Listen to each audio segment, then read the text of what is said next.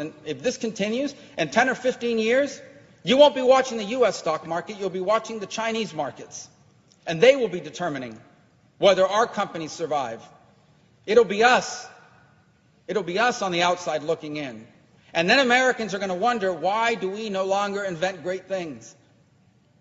Why do we now have to do whatever China wants in the world in order to get the medicines we need to cure my mom or my dad's Alzheimer's?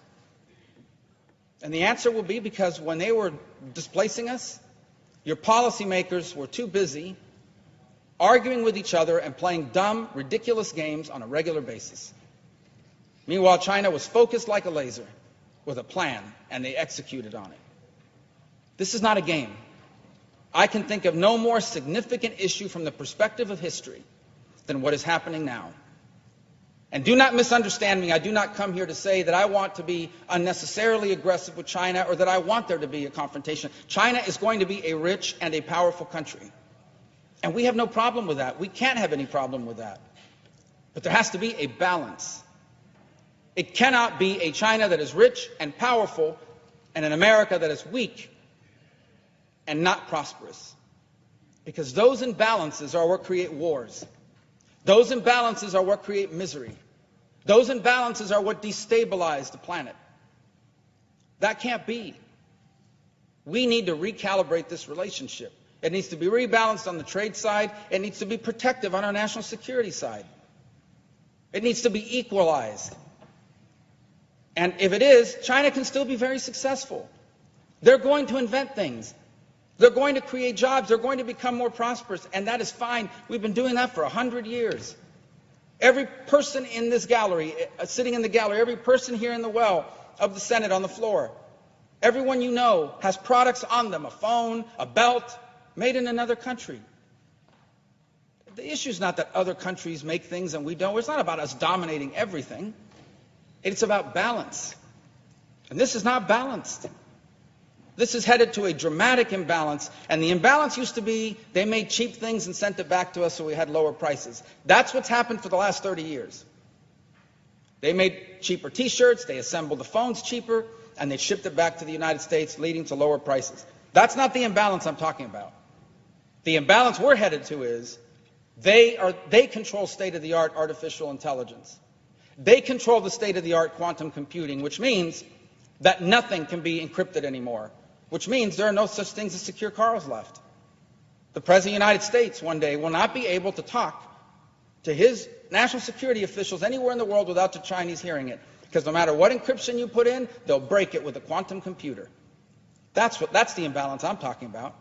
The imbalance I'm talking about is one day we'll have a dispute with China on something on national security somewhere in the world, and they will threaten to cut off our supply of biomedicines.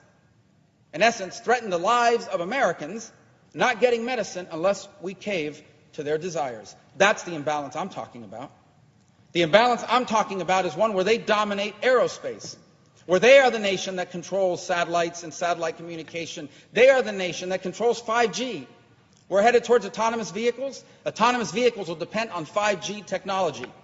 And China will dominate the world in 5G, and we will depend on it.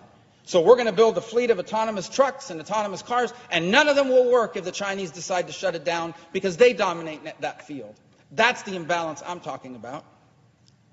And if this all sounds fantastic, apocalyptic, look it up. Research it.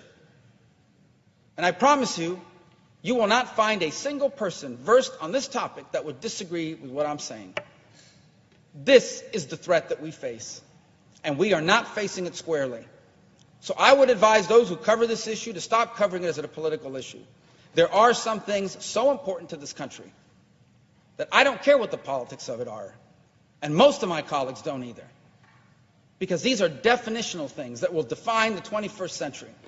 I would advise us not to cover this as a purely economic issue.